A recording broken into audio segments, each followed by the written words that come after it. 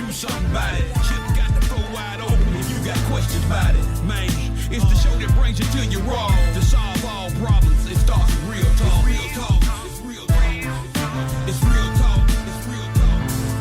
It's real talk. It's real talk. It's real talk. It's real talk.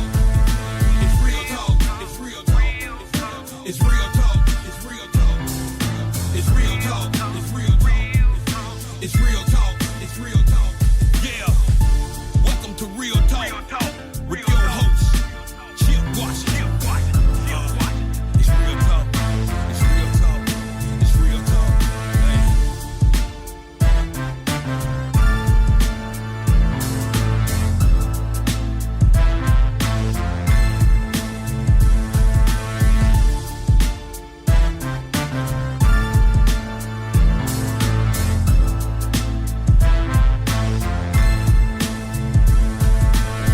And here we go on this Monday evening in the city. Yes, it is a bit chilly outside tonight, but nonetheless, we are here, and if you're here, it means it is time for an all-new and live Real Talk Memphis. Glad to have you with us. If you are with us this evening, I am your program host.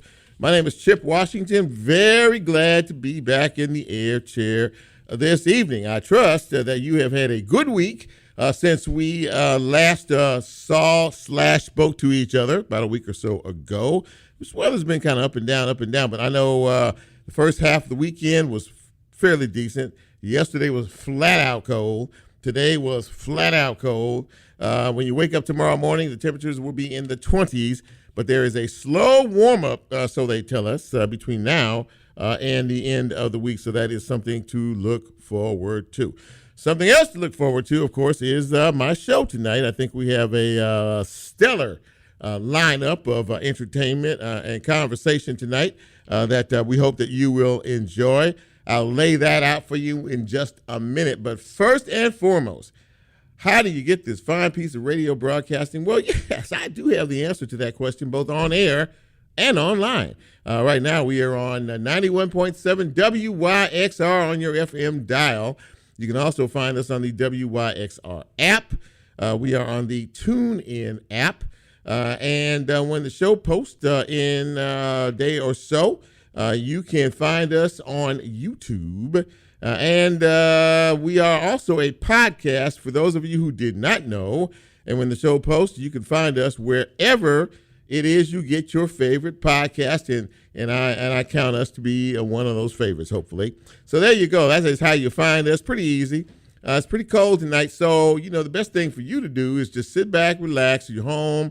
Hopefully you got home safely. Hit the heat or hit the fireplace or what have you, and sit back and relax and check us out this evening. In terms of our guests, the lineup this evening is as follows. We will be speaking in just a few minutes to Ben and Jessica Owen. They are the founders of a nonprofit organization called We Fight Monsters. And that is basically, this organization is basically helping folks who have had issues in life, difficulties in life, but they refuse to let folks be defined by those issues. So we will be talking to both of them in just a few minutes. I'm looking forward to that conversation. A little bit later on, we will be speaking with LaDell Beamon. This is a young man who is doing everything he can to uplift, motivate, and drive young people to positive outcomes. He is the president and the founder and the CEO of an organization called Heal the Hood. Many of you have probably heard about that. And a little bit later on, we are going to be talking with Kesha Ivy. She is the chief academic officer for another organization you may have heard of called Junior Achievement. So, yeah, we have a stacked show for you tonight. We'll impart a lot of information that we hope that you will find interesting nonetheless. So I'm looking forward to getting into it. But before I do that, we are getting ever so close to the end of this year. 16 days, as a matter of fact. 16 days, that's it for 2025 before we turn the calendar on a new year. And for many of you, you've turned the page on another birthday. And, of course, we like to salute you on making that next trip around the sun. We have plenty of them to talk about today, but we can't do it until I say, hit it, Brent. All right. Happy birthday going out to the following folks. Tamika Butterific Hurd. Have you heard of those butter cookies that they have? This will be really, really good. Jennifer Colburn Washington celebrating her birthday today. Ty Atkins, happy birthday to you. Happy birthday to Kristen Davis, to Arnitha Lofton, Tyree Jones, law enforcement, celebrating his birthday today. Happy birthday to Tad Morey and Gerald Banyan. And Lola has no birthdays to recognize today, but we recognize all birthdays, whether we read them or not. We hope today has been filled with love and laughter. And more importantly, happy birthday from all of us here at Real Talk Memphis. And we hope that next year we'll be with you to celebrate your next trip around the sun. Thanks, Brent. So let's talk about something. This has been a really tragic weekend in terms of news, and I wanna start here. But many of us have heard already about the very, very tragic death of actor, director Rob Reiner and his wife, Michelle. That happened yesterday afternoon. Apparently, police have charged their son, 32-year-old Nick Reiner, with their deaths. Apparently, they were stabbed to death and found by their daughter yesterday afternoon. Extraordinarily tragic set of events. Also, Carl Carlton. And if you heard before we came on here, Lola did a bit of a tribute to him. You may have heard the name, but you're more familiar with the song Bad Mama Jamma. That was one of his biggest hits back in the day, as well as Everlasting Love. So he passed away over the weekend at the age of 72. So for all of them, may their memories be a blessing to each and every one of us. So in local news, not local news, just news period, of course, many of us are still trying to wrap our heads around what happened in Australia, where 15 Jewish folks were celebrating Hanukkah. And by the way, happy Hanukkah to all of those of you who are celebrating that. But they were on a beach, Bondi Beach in Australia, celebrating when two gunmen, a father and a son, opened fire and killed 15 individuals on that beach and wounded several more. Now, the father of the pair that were doing the shooting, he was killed. The son is in a very serious condition as well. Let's see here. Also, 2 students were killed over the weekend at Brown University in Rhode Island. They thought they had a suspect initially, but apparently he wasn't the suspect. Before I got here, it seemed like the police had another lead that they were looking at, that they were working on, but I have not seen anything that says they caught the gunman. He killed 2 students and wounded 9 others in a building over at the Brown University over the weekend. And as I know right now, the suspect is still at large. Memphis mourned the shooting death of a young man who apparently was pretty popular on Beale Street. He was a Beale Street flipper for 27 years. He was killed tragically on Friday evening in South Memphis. His name was Tawan Todd. He and his brothers, along with others, performed. And if you've been on Beale Street, you've seen them, doing their backflips, their gymnastics up and down the street. Very entertaining. So this has been a very tragic murder here, and a lot of folks are mourning that loss as well. Still no word yet on a suspect in that case. And Claudine Penn is somebody you may have not ever heard of, but she was the first black female police officer in the history of the Memphis Police Department. She started in 1968. She served nearly 30 years on the force before retiring in 1995. She started back in 1968 Again, Claudine Penn was her name. And again, she was the Memphis Police Department's first black female police officer. So may she rest in peace. And by the way, in sports news, the University of Memphis got completely destroyed by Louisville over the weekend in NCAA basketball. So it goes. That is a look at news and notes on this Monday evening. A brief look. When we come back, let's get into it. How about that? We have a good show for you tonight. I have some good guests for you tonight, and hopefully if everything is working properly and all the gremlins are at bay, we will be able to put this baby to rest. Let's take a quick break. When we come back, let's get into it. I'm Chip. You know who you are. Don't go away. We're just getting started.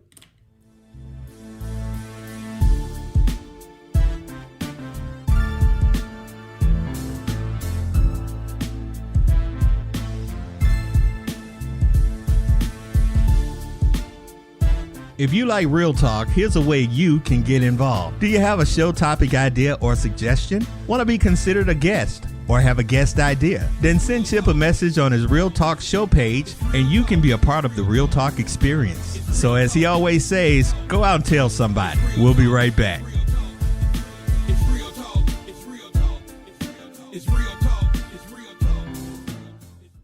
Support for WYXR comes from Grind City Amphitheater, announcing their first show, Alabama Shakes, with special guest Monrovia on Wednesday, April 22nd. Tickets and more information can be found at grindcityamp.com.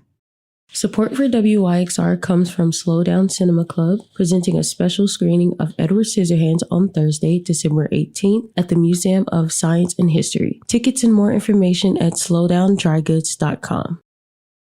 Whether it's a clunker or a classic, your car can keep Memphis grooving. Free pickup, tax deductible, and all for WYXR. Donate your vehicle at cars.wyxr.org.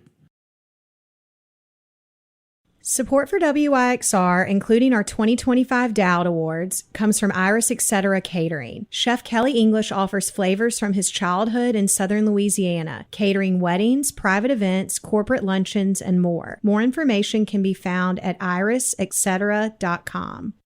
I'm Dr. Lisa Beasley, a family nurse practitioner and host of the podcast series Healthful High Notes, located on the WYXR Podcast Network. Episodes are released weekly, and I invite you to listen, like, and follow. Episode topics of awareness for the month of December include information on cold and flu season, preventing impaired driving, hand washing awareness, and coping with loneliness and stress during the holiday season. Visit the WYXR Podcast Network at wyxr.org or listen on your favorite podcast streaming service.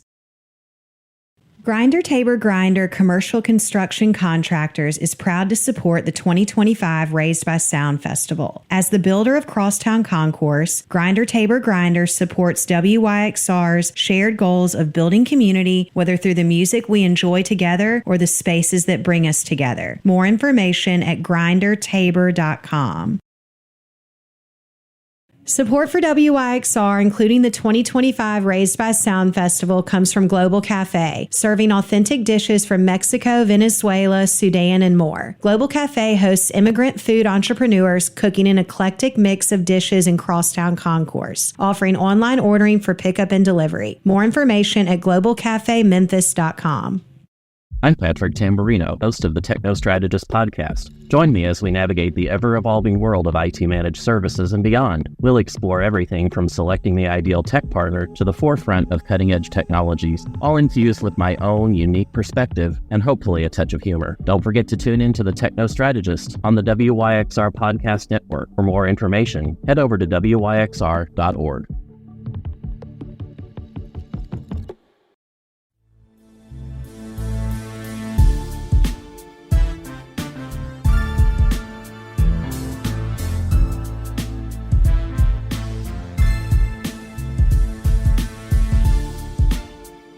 Get Real Talk on the TuneIn mobile app under WYXR, and he's now streaming live on Facebook. And you can also catch a rebroadcast on YouTube. Just put WYXR in the search box and hit subscribe.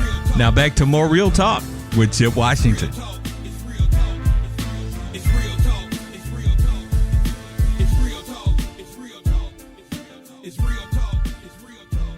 And welcome back to Real Talk Memphis on this Monday evening, this chilly Monday evening in the city. Chip with you. Glad to be here and glad to have you with us as well. And I am really excited about my first my first guest this evening. This is a husband and wife team, and they are doing. I really. It's an honor for me to talk to both of them because they are doing things in this community to help folks who didn't feel like they could get any help from anyone at one time or another in life, and they're trying to enrich individuals and uplift lives by an organization that they founded called We Fight Monsters. And I really want to welcome to the show Ben and Jessica Owen. Hi, guys. Good to see you tonight. How are you? Hey, buddy. I'm great. Doing good. Absolutely. Well, listen, thank you both for being with me this evening. Really, really appreciate it. And let's start at the beginning here, Ben. This organization is called We Fight Monsters. And, of course, it has a lot to do with you and your wife in terms of your past life. But why this organization, and why was it so important for you to do something in reference to it?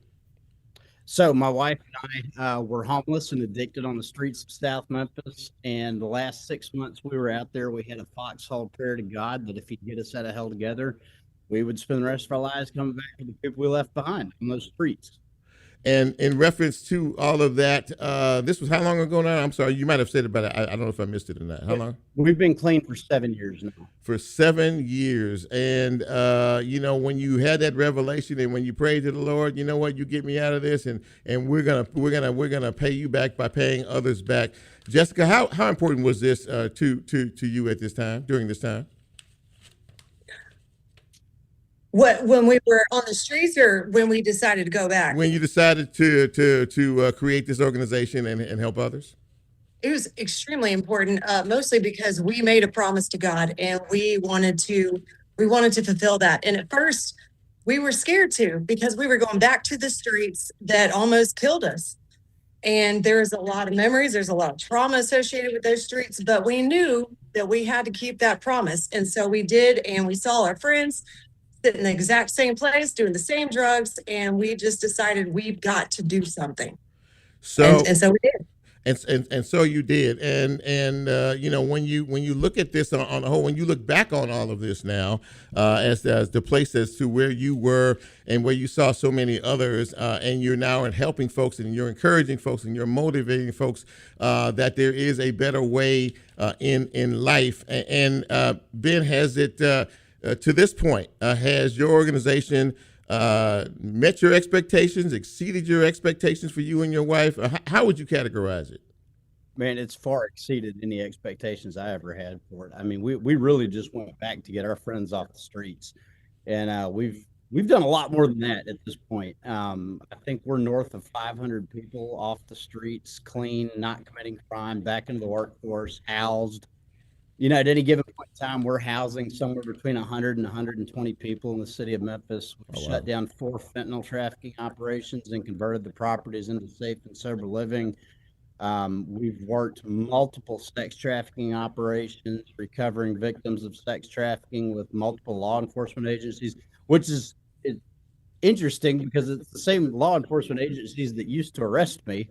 And now we're working with them trying to end suffering on those same streets. So I think it's definitely exceeded any expectations I ever had. As I was looking over your website about this organization, there was one theme that I seen, a kind of a running theme, if you will, that I noticed running through. And Jessica, I want you to speak to this as well. And that is, you neither of you take any credit for this. You are goal driven and you are focus driven, and you have clearly done some wonderful work in our communities, but it's important to note that there's no credit being taken for this. Am I correct in that? You are correct. We know that we're doing this work, so there's that, but all the glory goes to God. Honestly, we don't want to take credit because this is all God driven. It is God ordained, and we would not even be here. We would not be alive. We would not be doing this mission if it weren't for Him keeping us alive. And it's just, everything goes to Him. All glory to God. Yeah, and I would imagine, Ben, you feel the same way. I've seen you do news reports and some other things, and that has always been the driving thing. You absolutely, without question, it's not about us. It's not about us. This work, as your wife just said, was really ordained, wasn't it? It absolutely, man. If you just look at our backstory and what we've pulled off in the last few years, there's no way a couple of crackheads from South Memphis can do this. I mean, it's laughable to even put that out there in the world. So yeah, it's 100% God. It's all about the man or woman next to us, and it's about uplifting the community. You know, this city is worth saving. There are so many good people. We have so much potential in this city, and it's a place worth fighting for. And I think the attitude out there on the streets backs that up, man. Like everybody wants what's best for Memphis.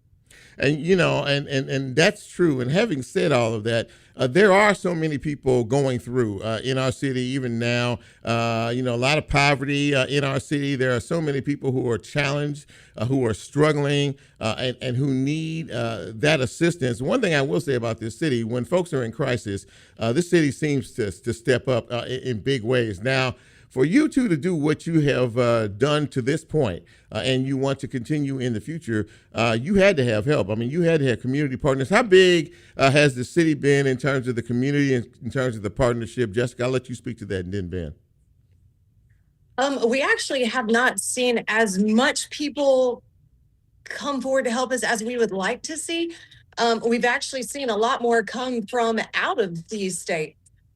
We have seen, we do have partners. We have a lot of law enforcement partners, people that were trying to arrest us back in the day that, they recognize us, they see what we're doing, they like what we're doing.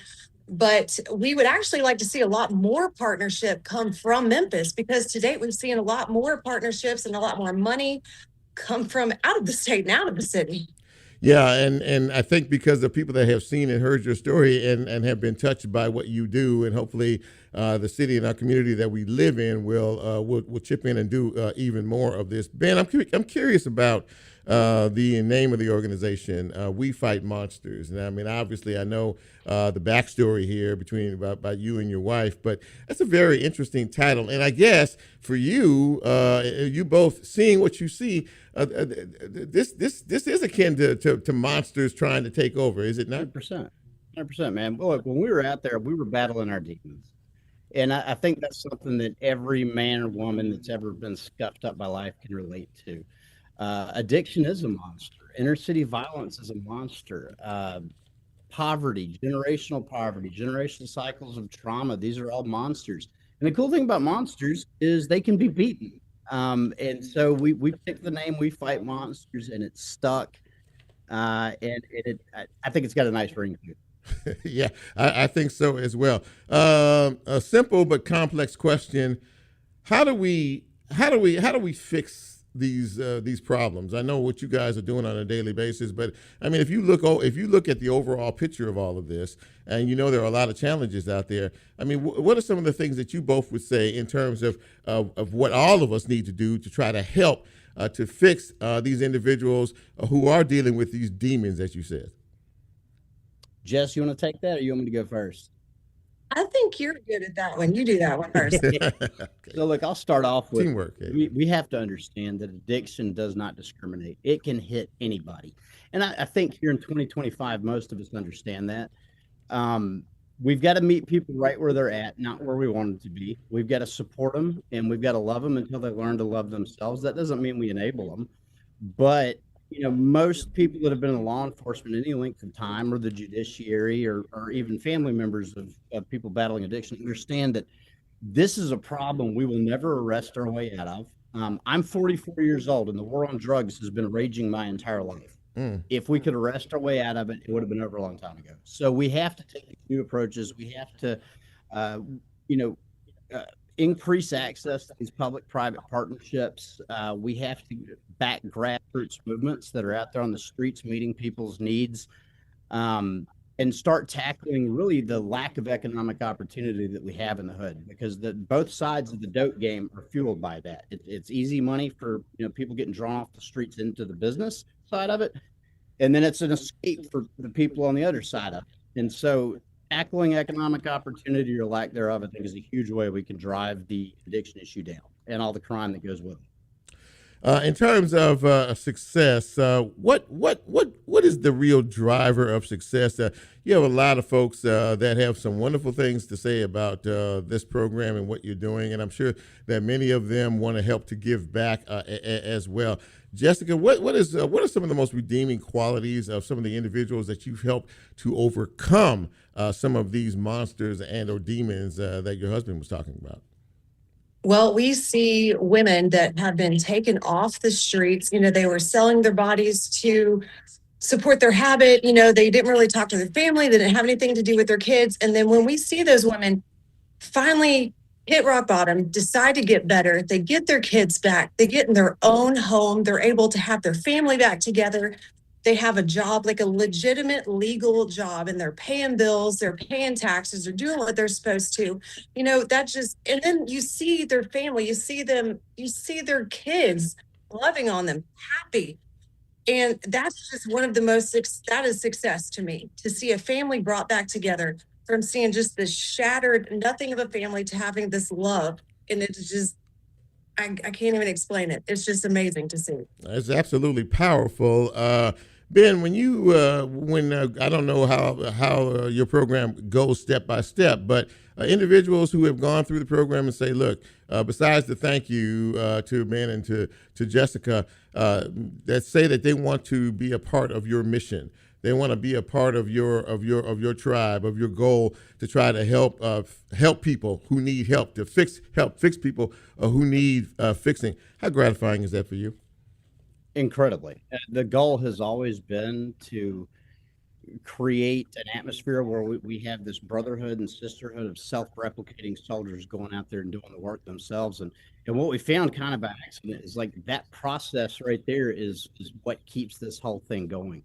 It's what keeps me and my wife sober, and it's what keeps everybody else involved sober. We just go out there and serve that next man or woman.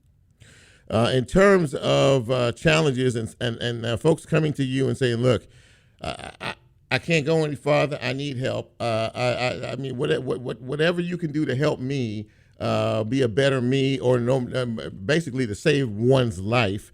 What is it that you tell them in terms of this? Because from both of you, I hear this is not an easy path. Now, I mean, if you're going to be a part of this and you want to actually turn your life around, what is the message from both of you that you give to these individuals who come to you thinking that they really want help and demonstrating that they really, really will do anything they can to get it?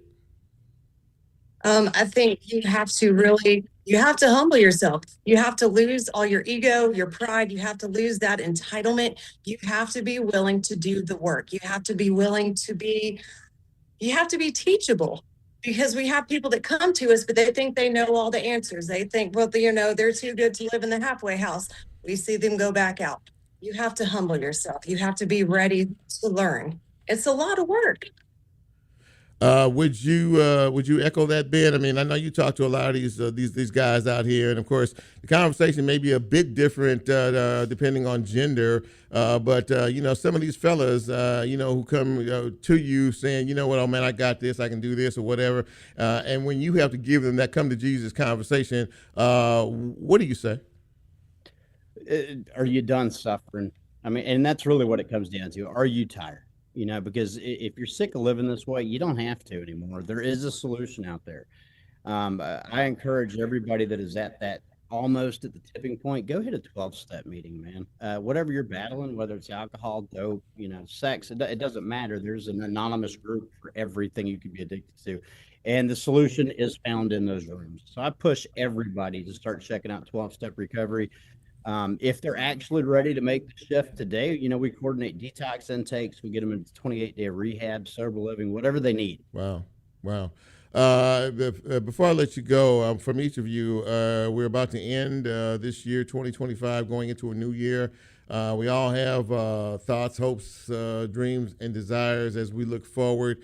What are both of you looking forward to as we enter into another year? Jessica? I'm looking forward to starting our own treatment facility. That's always been our dream, to have our own treatment facility, because right now we're having to, send people this one place to detox, one place to rehab, one place to, I can't even think right now. To live, like short-term living. So we want a place so we can have it all a one-stop shop. So we don't lose anybody. So we could just have them all in one building and take care of all of them. Ben, what about you? I'm definitely looking forward to that. I'm also looking forward to Memphis, Tennessee dropping out of the top 5 deadliest cities in America list, because I'm convinced beyond a shadow of a doubt that it's going to happen in 2026. I think the opportunity, the collaboration, the potential of our city is really going to start to shine again in 2026. I'm convinced of that. Well, listen, I am so touched by what you do. I'm just awestruck in terms of the message that you all are portraying in action, word, and deed, and so proud of the organization. And if there's anything we can do to further your mission here, please let me know. We're friends now. Ben and Jessica Owen, thank you. Or at least thank you. I consider you all friends. I hope you absolutely. You too, very much. Absolutely. So, well, thank you all. Thank you both for being on the show tonight. God bless you. Happy holidays. Happy New Year to you. And I look forward to visiting with you again down the road. Thank you again. Appreciate it. Likewise. Thank brother. you. Thank you. God bless Have you. A great night. You too. Thank you so much. There you go, ladies and gentlemen. That's the way to start a show off, boy. I tell you right now, they're doing God's work. There's no doubt about it. Let's take a break. And when we come back, we will continue on this Monday evening ride we like to call Real Talk Memphis. I'm Chip. Don't go away. There's still more to come.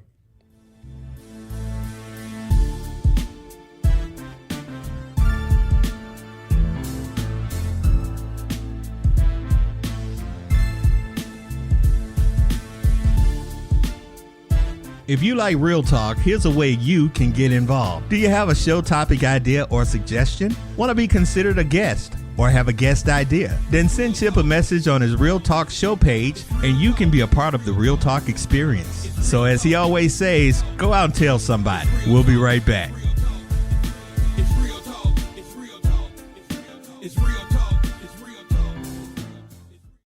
Support for WYXR comes from Minglewood Hall, presenting Alan Stone and Wright, the Get Sweet Tour on Friday, December 12th at 7 p.m. Tickets and more information at minglewoodhallmemphis.com. Whether it's a clunker or a classic, your car can keep Memphis grooving. Free pickup, tax deductible, and all for WYXR. Donate your vehicle at cars.wyxr.org.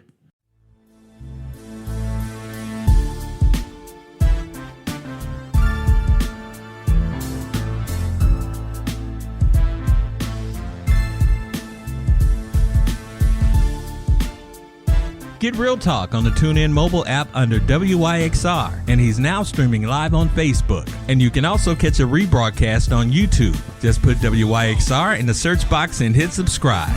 Now back to more Real Talk with Chip Washington.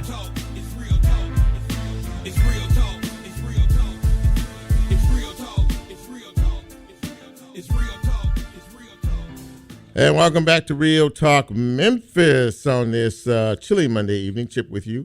And my next guest is someone who we've had on the show a couple of times in the past. He's a young man, and I'm always impressed when young folks do everything they can to help uplift, motivate, and empower young people. I welcome to the show the founder and CEO of an organization many of you are familiar with called the Heal the Hood Foundation of Memphis. He is Mr. LaDell Beamon. And LaDell, it is great to see you, my friend. How are you? I'm doing really good. Very, very excited about it. Being able to be here with you. Well, listen, thank you for that. But you're doing some amazing work. 2025 has been a really good year for you. I think we've seen a lot of the projects that you're working on. You just finished something called the 12 Days of Christmas. Am I correct in that? Well, yeah, we're currently still on. Oh, it's still going on. Tell us a little bit about your plan for that and what that entails. So with the 12 Days of Christmas, what we're very excited about is we get an opportunity to adopt families, for the Christmas season. Yeah. And with us, we use that as a passport to really be able to get into the families' homes. When you think about things that go on, tremendous campaigns like the dove trees and angel trees and things of that nature, where people get a chance to get a name off a tree and get a kid a gift. What we do is we take it to the next level. We take it to the level as far as really being able to visit the families' homes and deliver gifts, and not only gifts, but really be able to talk to the people about what's going on as far as in their houses and what we can do. So we adopt the families for an entire year. You're adopting families for an entire year, and obviously, that takes a big commitment. That not only takes a commitment from your organization, but from the families that you're doing as well. Correct? Absolutely. And how do you is there what's the process there in terms of adopting these families? I mean, what are your step by step in terms of doing this? Well, what happens is that we reach out to the Memphis Shelby County school system and see families that are in dire need and as far as what's going on in their households. And the counselors give us an opportunity to get those families. And so we have literally about 32 families, about 128 kids that we're doing Christmas for. And we're traveling to every home with bringing gifts and all of those good things. Well, that's a wonderful, wonderful thing, and of course, for you to do this is really wonderful as well. I've always wondered what it was about you. There had to be a trigger point. There had to be something at some point, because you're a young man, but you have a laser-like focus on really helping these young folks out here, these young people out here, and trying to really encourage them, support them, and keep them motivated in terms of staying on the positive track. Where did that desire come from someone as young as yourself to want to reach back and help some of these younger folks that are coming up? Yeah, I was a child prodigy, pretty much. So when I first got started, it was really about me being able to channel into kids and seeing what happened when once a kid ended up getting murdered, and that's what really did it for me. I was just freshly coming off a tour when I was a kid and acting, and then saw one of the kids end up losing his life. That was with us, and that changed the trajectory. And I said from that moment on, if it was something that I could do for any kid, I see that kid's face wherever I go. So imagine me being 19 years old when I first started, and he's 15.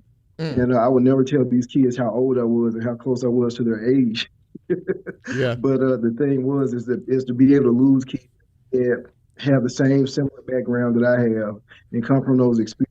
And I knew what the cheat code was at an early age. And so my goal was to be able to give people what kept me out of those situations. So for every kid that I look at, it's like fire shut up in my bones to really be able to turn that scenario around. Yeah, I think that is something that so many people are really focused on is our young folks today. And I think that there is more of and you can tell me if I'm wrong, there's more of a connection, if you will, from someone your age to some of these kids that are younger than you, to see you doing what you're doing, and maybe to see them when you first meet them, not quite sure which way they want to go, but when they follow your example and see what your organization is all about, that they may want to shift things. How gratifying is that to see a young person kind of literally change before your eyes in terms of their perception and what their future could possibly be?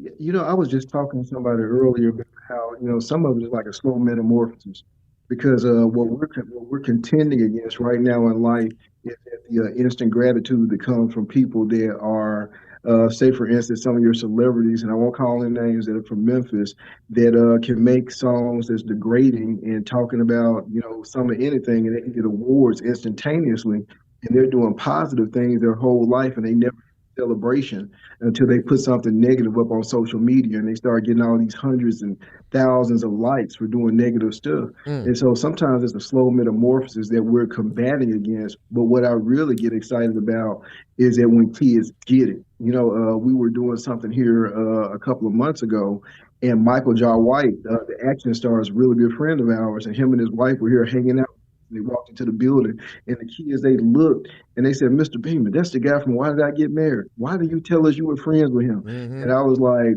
I said, it wasn't so much about the celebrity thing. It was about literally these kids being able to connect to something that they would never see in their lifetime unless they were paying major money to be able to do it. And so when you see those kids' eyes light up and they get so excited, it's coming from a different place. And so it makes me very excited. You know, you've been known to know a few, as you said, celebrities, folks in the entertainment business, and you brought them here for various things and for various events and activities. When you approach them about things like this, in terms of what you and your organization are doing, what is the reception that you get in terms of that? I'm thinking it's pretty positive, and but I really want to know from you.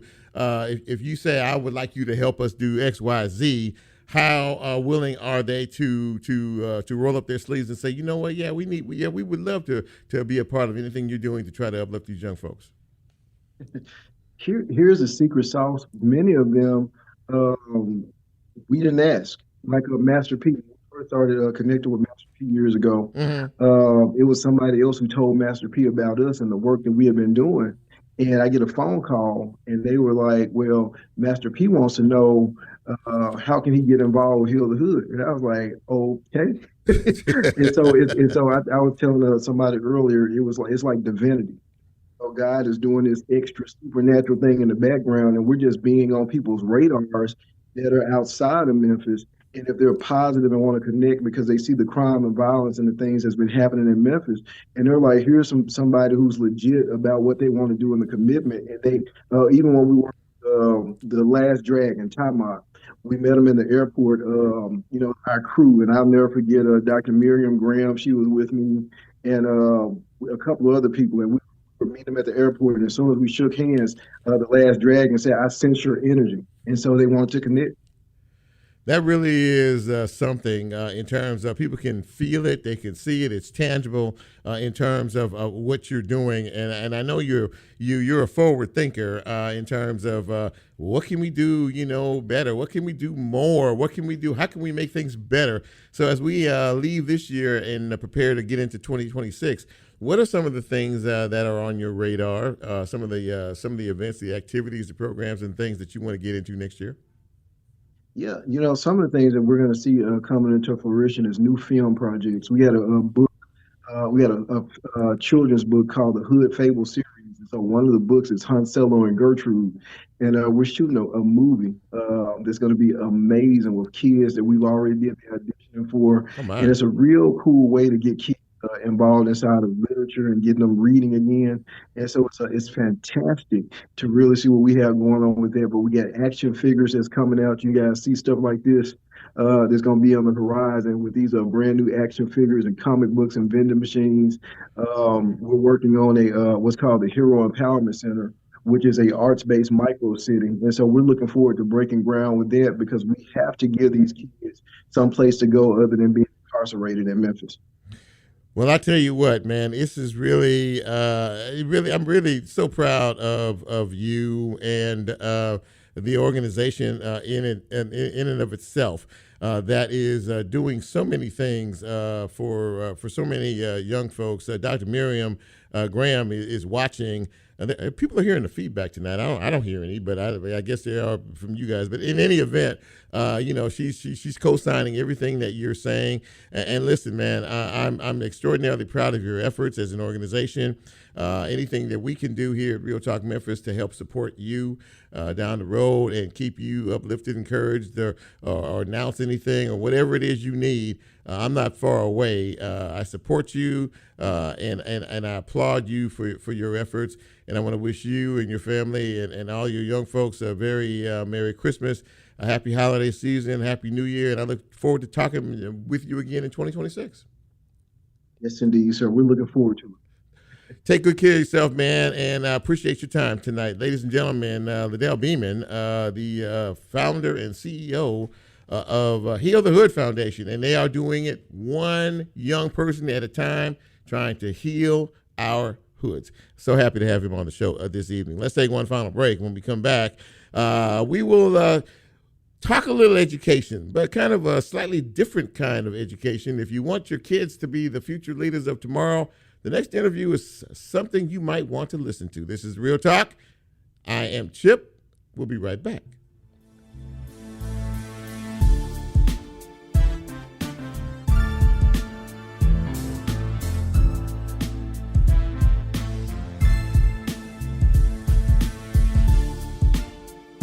If you like Real Talk, here's a way you can get involved. Do you have a show topic idea or suggestion? Want to be considered a guest or have a guest idea? Then send Chip a message on his Real Talk show page and you can be a part of the Real Talk experience. So as he always says, go out and tell somebody. We'll be right back.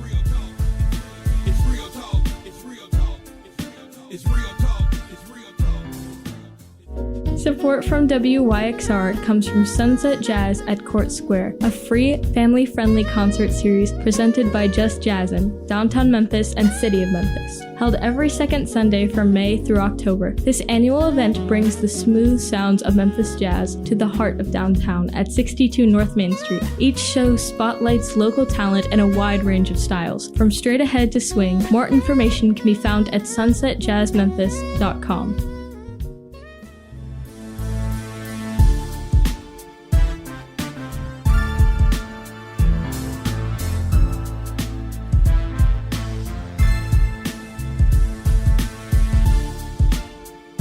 Get Real Talk on the TuneIn mobile app under WYXR, and he's now streaming live on Facebook. And you can also catch a rebroadcast on YouTube. Just put WYXR in the search box and hit subscribe. Now back to more Real Talk with Chip Washington.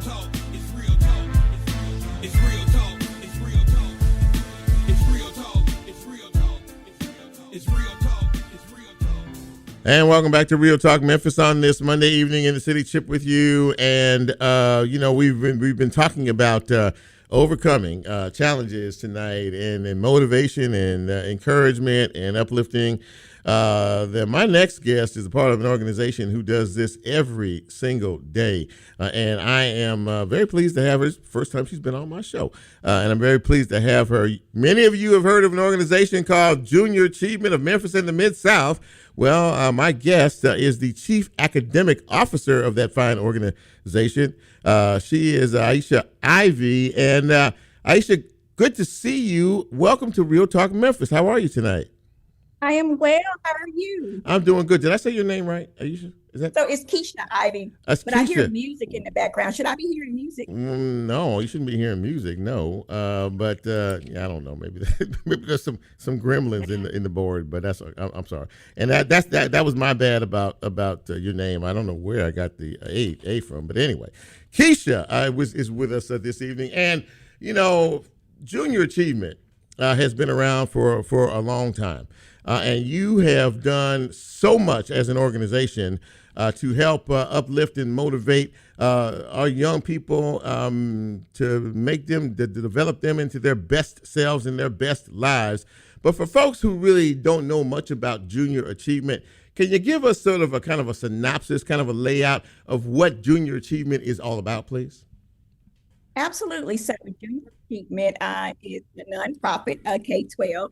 And basically what we do, we focus on the K-12 students in schools. We do partner with schools, and we focus on entrepreneurship, work readiness, and we also focus on financial literacy.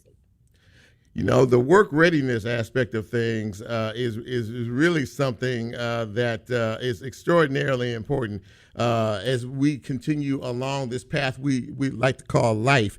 A lot of us will be coming, a lot of us will be going, but more importantly, a lot of us will be coming behind. And we are really looking for so many of our young people to sort of take that mantle, if you will. Is that something that you guys carry with you kind of on a daily basis, looking at some of these young folks and saying, you know what, these could be our future leaders in our city and could carry us forward? Absolutely. The term we like to use is future ready. And so we kind of define that as being, we're trying to prepare future ready youth. And so we always think with the youth in mind and trying to move them past their parent or their current understanding. And we're just trying to keep grow so that we can have a successful workforce in our region and, of course, in our city. You challenge these young folks, in terms of your educational process here.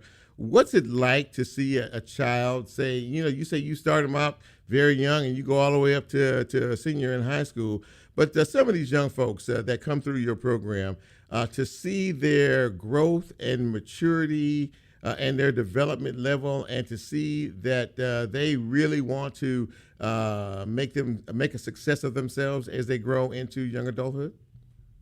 Absolutely. I think a young lady that comes to mind when we first started working with her as a freshman in high school, now she's a junior. And it's amazing just to see her confidence.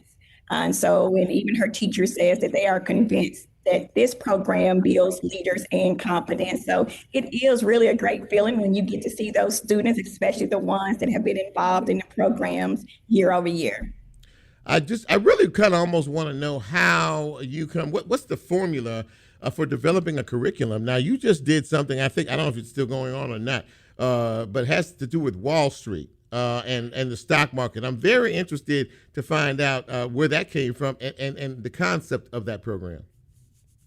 So because we do K-12 financial literacy, we like to break it down in like 3 buckets. And what that means is that we start with just the basics. And that means just teaching students, basically how to not only earn a paycheck, but how to spend it, So we start with basic household budgeting. From then, we go to another program where we're asking students, well, hey, at some point, you're not going to want to work every day. And so that second part of that curriculum is that we're showing students how to budget for retirement. And you're showing them how to make their money work for them. So the stock market challenge is the last piece in the trilogy. And that's when you're teaching those students how to make your money work for you. And so we do it in small chunks, but the goal is what we're definitely focused on is generational wealth. Everyone knows that until you kind of own something and you can invest in something, then that generational wealth won't ever happen. So the stock market challenge was our second time doing it. We were super excited to have 5 high schools that was there.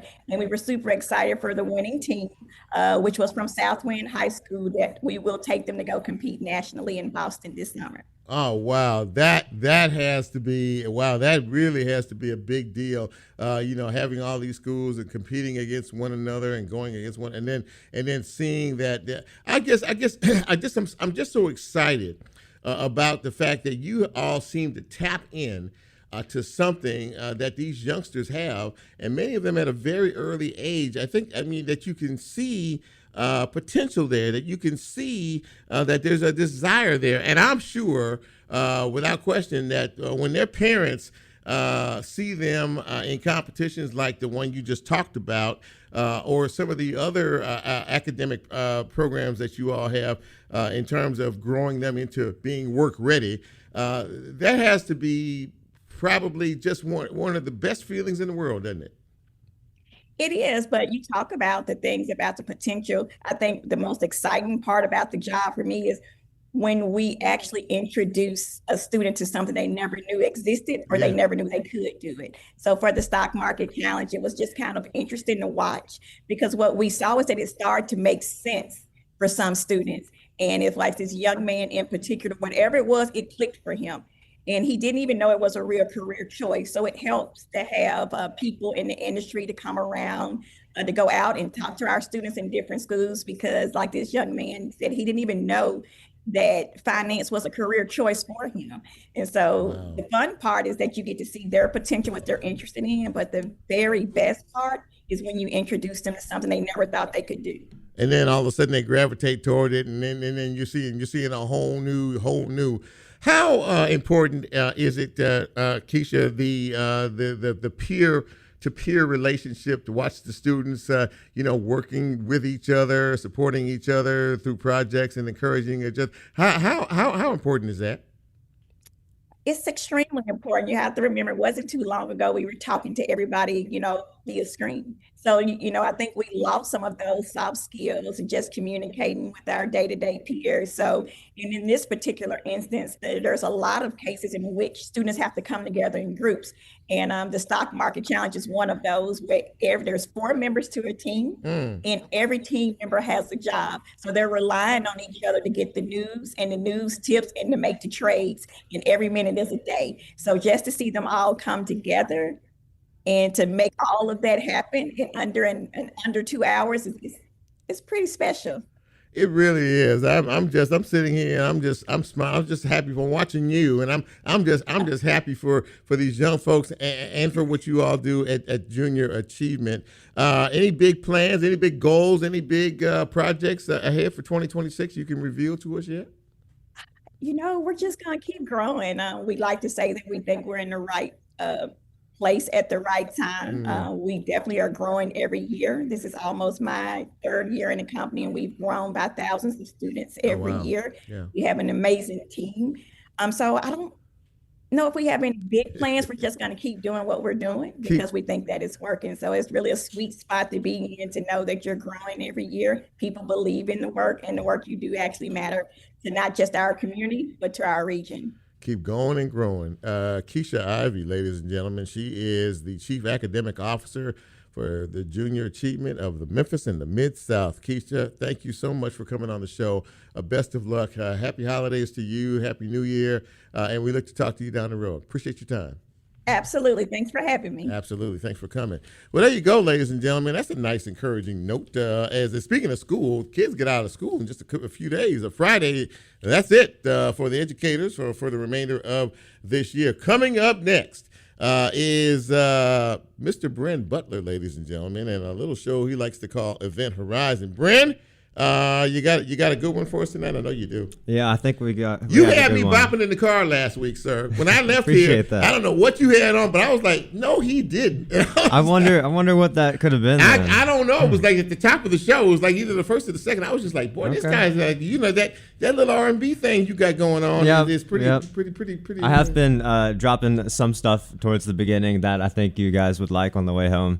Been keeping that in mind, but it's been multi-genre recently. We'll have some more multi-genre stuff. I'll be switching up the vibes a lot. So maybe, we'll see if you guys have any, things that get you, bobbing your head or whatever. It's nice. Lola's looking over here and smiling like a proud mama. She's like, wow, this boy doing his music, having a good time.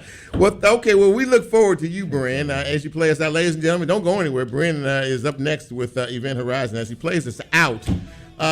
Next week will be our last show of 2025, and I got to figure out who's going to be on it. But we're gonna shut it down at that point and try to enjoy some downtime. Now that goes for everybody except for Lola, because Lola will be looking from gig after gig after gig to keep working through her thing. But maybe she'll take a little downtime. But thank you for being a part of the broadcast tonight. We appreciate all of your support, all of your encouragement, and all of your nice compliments every now and again. I always like to see and hear that.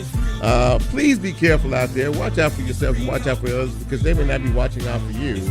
And for all of us here at Real Talk Memphis, for lovely Lola, there you go. And for, of course, Bren, who is coming up next with another fresh edition of Event Horizon. Listen, it's been a blast as always. Have a wonderful week. Have a safe week. And do the right thing and try to help somebody.